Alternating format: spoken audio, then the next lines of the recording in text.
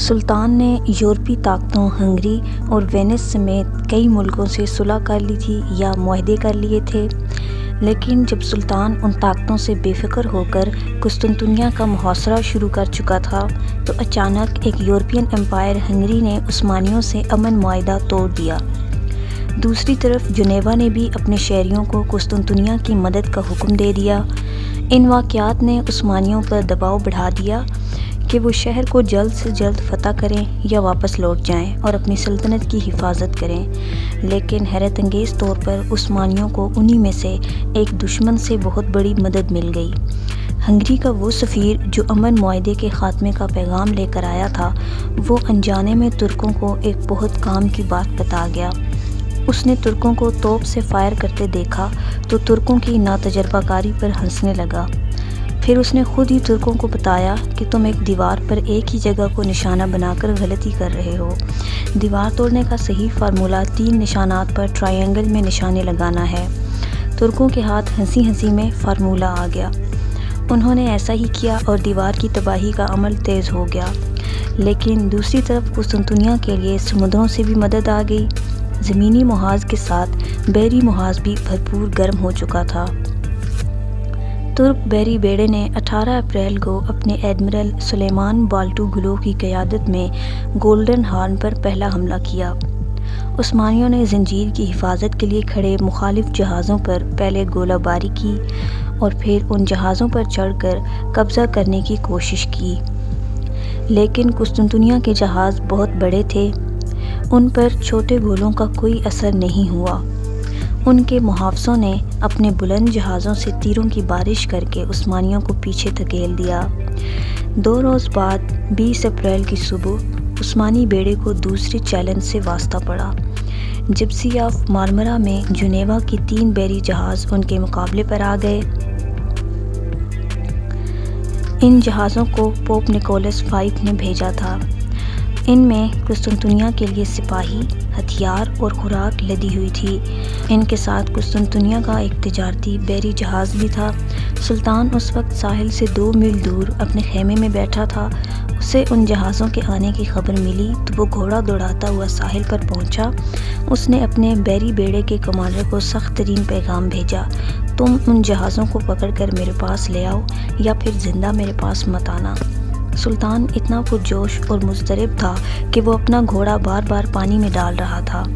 وہ بلند آواز میں پکار کر اپنے سپاہیوں کا حوصلہ بڑھا رہا تھا، لیکن ایک بار پھر وہی مسئلہ کہ دشمن کے جہاز عثمانی بحری جہازوں سے جسامت میں بہت بڑے تھے، ان پر گولہ باری اور تیروں کا کوئی اثر نہیں ہو رہا تھا۔ 3 گھنٹے کی لڑائی اور بھاری جانی نقصان اٹھا کر عثمانی بحری بیڑا پیچھے ہٹنے پر مجبور ہو گیا۔ قسطنطنیہ والوں نے زنجیر ہٹا کر 4 امدادی جہاز گولڈن ہارن میں داخل کر لیے اور زنجیر پھر برابر کر دی۔ اب ظاہر ہے عثمانی سلطان محمد ثانی کا غصے میں آنا جائز تھا۔ وہ 10,000 سپاہیوں کے ساتھ اپنے بحری بیڑے کے ہیڈ کوارٹر پہنچا۔ اس نے ایڈمرل سلیمان بالٹوگلو کو 100 کوڑے لگوائے، اس کی جائیداد ضبط کرنے کا حکم جاری کیا اور اسے برطرف کرتے ہوئے حمزہ بے کو نیا ایڈمرل بنا دیا۔ عثمانی فوج کو اب اگر فتح حاصل کرنا تھی تو جہازوں کو ہر صورت گولڈن ہارن میں پہنچانا تھا۔ سلطان محمد نے بحری جنگی تاریخ کو بہت باریکی سے پڑھا تھا۔ اسے معلوم تھا کہ تاریخ میں کئی بار بحری جہازوں کو زمینی راستوں پر بھی کھینچنا پڑتا ہے، سو سلطان نے بھی اپنے جہاز خشکی کے راستے گولڈن ہارن میں اتارنے کا فیصلہ کیا۔ اس نے گلاٹا سے گولڈن ہارن تک لکڑی کے تختوں کی تقریباً 1.5 میل لمبی سڑک بنوائی۔ اس سڑک کے راستے میں ایک 200 فٹ اونچی پہاڑی بھی آتی تھی۔ سڑک پر لکڑی کے پہیے رکھ کر انہیں جانوروں کی چربی سے چکنا کر دیا گیا، پھر چرخیوں کی مدد سے چھوٹے بحری جہازوں کو سمندر سے کرین کی طرح اٹھا کر ان پہیوں پر رکھوایا گیا۔ سینکڑوں انسان اور بیل انہیں کھینچ کر زنجیر کو بائی پاس کرتے ہوئے گولڈن ہارن میں لے گئے۔ اس طرح بحری جہاز گولڈن ہارن میں اتار دیے گئے۔ قسطنطنیہ کا ایک مضبوط سہارا ٹوٹ گیا۔ گولڈن ہارن پار ہو جانے سے قسطنطنیہ میں کوہرام مچ گیا۔ شہر والوں کو مغربی دیوار سے سینکڑوں سپاہی اور تیر انداز گولڈن ہارن والی دیوار پر بھیجنا پڑے۔ اس منتقلی کی وجہ سے مغربی دیوار کا دفاع جو پہلے ہی کمزور پڑ چکا تھا، مزید کمزور ہو گیا۔ قسطنطنیہ کے محافظ اس نتیجے پر پہنچے کہ شہر کو بچانا ہے تو گولڈن ہارن سے عثمانی بیڑے کو ہٹانا ہوگا۔ اسی لیے 28 اپریل کو قسطنطنیہ کے 5 بڑے بحری جہازوں اور کئی چھوٹی کشتیوں نے عثمانی بیڑے پر حملہ کر دیا۔ انہوں نے گریگ فائر سے عثمانی جہازوں کو جلانے کی بھی کوشش کی، لیکن یہ حملہ کامیاب نہیں ہوا، بلکہ ان کی ایک حملہ آور کشتی مکمل تباہ اور دوسری بیکار ہو گئی۔ عثمانیوں کی بھی ایک کشتی تباہ ہوئی، لیکن باقی بیڑا محفوظ رہا۔ بحری لڑائی میں شدت آنے کے ساتھ زمینی محاذ پر بھی جنگ تیز ہو گئی تھی۔ 7 مئی تک عثمانیوں نے شہر کی دیوار پر 2 بڑے حملے بھی کر دیے تھے، لیکن دیوار پر چڑھنا ممکن نہیں ہو پا رہا تھا۔ عثمانیوں نے لکڑی کے بنے ہوئے ٹاورز سے بھی سپاہیوں کو دیوار پر اتارنے کی کوشش کی، لیکن یہ بھی ناکام رہی۔ مزید یہ کہ عثمانی انجینئرز نے بارودی سرنگیں بچھانے کے لیے جو سرنگیں کھودی تھیں، ان میں بھی محافظوں نے پانی چھوڑ دیا۔ عثمانی فوج ایک بار پھر بددل ہونے لگی۔ اس پر مزید یہ کہ وینس سے ایک جہاز قسطنطنیہ پہنچا جس نے جنگ کا نقشہ ہی بدل دیا۔ اصل میں تو یہ جہاز شہر والوں کو خبر دینے آیا تھا کہ یورپ سے کوئی فوج ان کی مدد کے لیے نہیں آئے گی، لیکن چونکہ عثمانیوں کے یورپین ملکوں سے معاہدے ٹوٹ چکے تھے، اس لیے وہ سمجھے کہ ہنگری سے فوج آ گئی ہے۔ عثمانی فوج میں مشہور ہو گیا کہ ہنگرین جرنیل کی قیادت میں ایک صلیبی لشکر زمینی راستے سے تھریس پہنچ گیا ہے، جس کا نشانہ اب عثمانی دارالحکومت ایڈرین ہوگا۔ ان کے خیال میں وینس کا یہ جہاز دراصل اسی صلیبی لشکر کا ایک حصہ ہی ہے۔ یہ افواہ محاصرے میں بیٹھی فوج کی نیندیں اڑا دینے والی تھی۔ سلطان کے لیے فوجیں لے کر آنے والے سردار بھی اس افواہ سے فتح کی امید چھوڑنے لگے تھے۔ اس کے لیے سلطان اور اس کے مشیروں نے طے کیا کہ ایک آخری پرزور حملہ کیا جائے۔ اس حملے میں شہر فتح ہو گیا تو ٹھیک، ورنہ محاصرہ ہٹا لیا جائے گا۔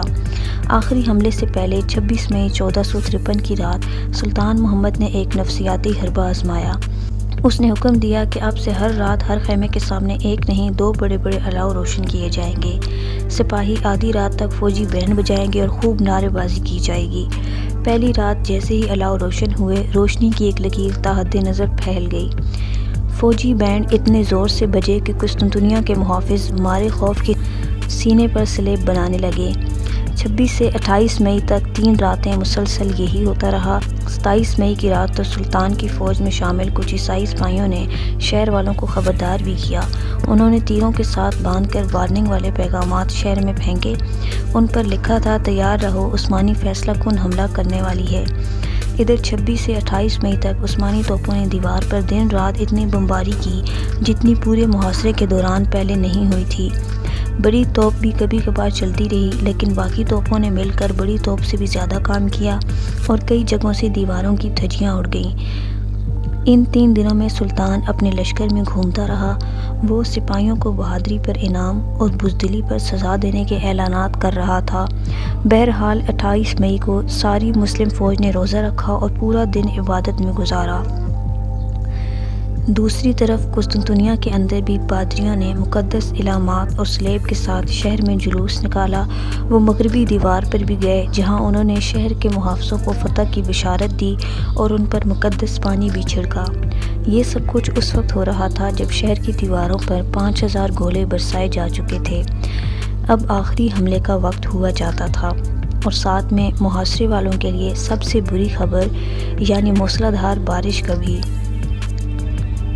رات کے وقت سلطان نے تمام فوج اور بحری بیڑوں کو حکم دیا کہ وہ ایک ہی وقت میں شہر پر ٹوٹ پڑیں، لیکن اصل میں یہ سارے حملے صرف دکھاوے کے لیے تھے تاکہ محافظوں کی توجہ بٹی رہے۔ اصل حملہ مغربی دیوار کے مرکز میں رومانوس گیٹ کے پاس ہونا تھا، جہاں کی دیوار زیادہ تر گر چکی تھی۔ یہاں صرف مٹی اور پتھروں کی ایک باڑ رہ گئی تھی۔ سلطان رومانوس گیٹ کے قریب ہی کھڑا تھا۔ رات 1:30 بجے سلطان نے اپنی غیر منظم فوج کو دیوار پر حملے کا حکم دیا۔ طبل جنگ بج اٹھا اور ہزاروں سپاہی خندق عبور کر کے باڑ پر ٹوٹ پڑے۔ قسطنطنیہ کے محافظ اپنے کمانڈر جسٹینیانی کی قیادت میں بھرپور دفاع کر رہے تھے۔ انہوں نے عثمانی فوج پر پتھروں، گریگ فائر اور تیروں کی ایسی بارش کی کہ ہزاروں سپاہی مارے گئے۔ 2 گھنٹے تک بڑی خوفناک جنگ ہوئی۔ سلطان نے اس غیر منظم فوج کے پیچھے ملٹری فوج کھڑی کر رکھی تھی اور اس کے پیچھے جنیشریز کھڑے تھے۔ یہ غیر منظم سپاہی جان توڑ کر آخری لمحات تک لڑے۔ 2 گھنٹے بعد رات کے 3:30 بجے جب شہر کے محافظ بھی لڑتے لڑتے بری طرح تھک چکے تھے تو سلطان نے غیر منظم فوج پیچھے ہٹا کر فوج اناطولین انفنٹری کو حملے کا حکم دیا۔ اناطولین انفنٹری کے دستے ڈھالوں کی آڑ میں آگے بڑھنے لگے تو ان پر تیروں اور پتھروں کی بارش ہونے لگی۔ پھر شہر کے محافظوں نے ان پر گریگ فائر پھینک کر انہیں جلانا شروع کر دیا۔ محافظوں نے چھوٹی توپوں سے فائر بھی کھول دیا۔ اس سب کچھ سے انفنٹری کے سینکڑوں سپاہیوں کی جانیں چلی گئیں۔ اب سلطان کے پاس اس کے سوا کوئی چارہ نہیں تھا کہ وہ بھی محافظوں پر توپوں سے گولہ باری کرے۔ چنانچہ اس نے اپنے توپ خانے کو باڑ پر بھرپور گولہ باری کا حکم دے دیا۔ باڑ پر بمباری شروع ہو گئی۔ یہ اسٹریٹجی کامیاب رہی۔ ایک بڑا گولہ گرا اور باڑ کا ایک حصہ اڑ کر پرے جا گرا۔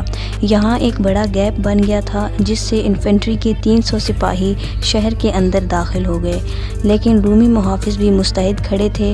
انہوں نے ان 300 سپاہیوں کو زیادہ آگے نہیں بڑھنے دیا اور جلد ہی شہر سے باہر نکال دیا۔ یہ خوفناک لڑائی 2 گھنٹے جاری رہی لیکن انفنٹری کو فتح نہ مل سکی۔ صبح کے 5:30 بجے سلطان نے اس فوج کو بھی واپس بلا لیا۔ ان حملوں میں سلطان کی فوج بری طرح تھک چکی تھی۔ اب صرف 12,000 جنیشریز اور 5,000 دوسرے سپاہی باقی بچے تھے، یعنی کل 17,000 فوج ہی صحیح سلامت اور تازہ دم پیچھے کھڑی تھی۔ باقی فوج رات بھر کے حملوں میں تھک چکی تھی۔ سلطان شہر کے محافظوں کو آرام کا موقع نہیں دینا چاہتا تھا، سو اس نے اپنی فوج کے اس آخری حصے کو اسی وقت حملے کا حکم دے دیا۔ سلطان اپنی فوج کے اس آخری تازہ دم دستے کو بھی حملے کا حکم دے کر یہ جانتا تھا کہ وہ بہت بڑا جوا کھیل رہا ہے۔ اس کی ساری کامیابی کا انحصار اسی فائنل حملے پر تھا۔ اگر یہ حملہ بھی ناکام ہو جاتا تو پھر سلطان کے پاس واپسی کے سوا کوئی چارہ نہ تھا۔ اس حملے کو جنیشریز لیڈ کر رہے تھے۔ انہوں نے بھرپور حملہ کیا لیکن یہ محافظ تھکن سے چور ہونے کے باوجود جنیشریز کا مقابلہ بھی ڈٹ کر کرنے لگے۔ بظاہر فتح کی کوئی امید ایک بار پھر نظر نہیں آ رہی تھی۔ یہ تاریخی جنگ اپنے عروج پر تھی کہ عثمانیوں کو ایک غیر متوقع بڑی کامیابی مل گئی۔ وہ یہ کہ شہر کی مغربی دیوار کی تہہ میں ایک خفیہ دروازہ تھا جسے سرکس ڈور بھی کہا جاتا تھا۔ اس دروازے کو شہر کے محافظ عثمانی کیمپ پر چھاپہ مار کارروائیوں کے لیے استعمال کرتے تھے۔ 28 مئی کی رات کچھ رومی محافظوں نے اس دروازے کو استعمال کیا لیکن واپسی پر بند کرنا بھول گئے۔ ایک ترک سپاہی نے یہ منظر دیکھ لیا۔ پھر 50 ترک سپاہی یہیں سے اندر داخل ہوئے اور انہوں نے شہر کی دیوار پر پہنچ کر صلیبی پرچم پھاڑ دیے اور سلطنت عثمانیہ کا پرچم لہرا دیا۔ ادھر دوسری مغربی دیوار پر محافظوں کے ساتھ بدقسمتی یہ ہوئی کہ ان کا کمانڈر جسٹینیانی وہ پہلے ہی زخمی تھا، لیکن رات کی لڑائی میں اسے کچھ اور گہرے زخم آئے۔ اب وہ لڑنے کے قابل ہی نہیں رہا تھا۔ اس کی حالت اتنی خراب تھی شہنشاہ کانسٹنٹائن نے اسے فرار ہونے کے لیے خفیہ دروازے کی چابی تھما دی، لیکن جیسے ہی جسٹینیانی کے چند ساتھی اسے لے کر اس دروازے سے باہر نکلے، اس کے باقی سینکڑوں سپاہی بھی اس کے پیچھے ہی ہو دیے۔ جسٹینیانی اور اس کے ساتھیوں کے ہٹ جانے کی وجہ سے دیوار کا دفاع بے حد کمزور ہو گیا۔ اسی لمحے جنیشریز کا آغا حسن اپنے 30 ساتھیوں سمیت باڑ پر چڑھنے میں کامیاب ہو گیا اور اس نے باڑ پر عثمانی پرچم بھی لہرا دیا۔ اگرچہ حسن اور اس کے 18 ساتھی اس لڑائی میں کام آ گئے، لیکن باڑ پر لہراتا عثمانی پرچم باہر کھڑی ترک فوج اور اندر موجود رومی شہریوں کو صاف نظر آ رہا تھا۔ یہ 29 مئی کی صبح 7 بجے کا وقت تھا اور قسطنطنیہ 1000 سال بعد سلطنت عثمانیہ کے ہاتھوں فتح ہو چکا تھا۔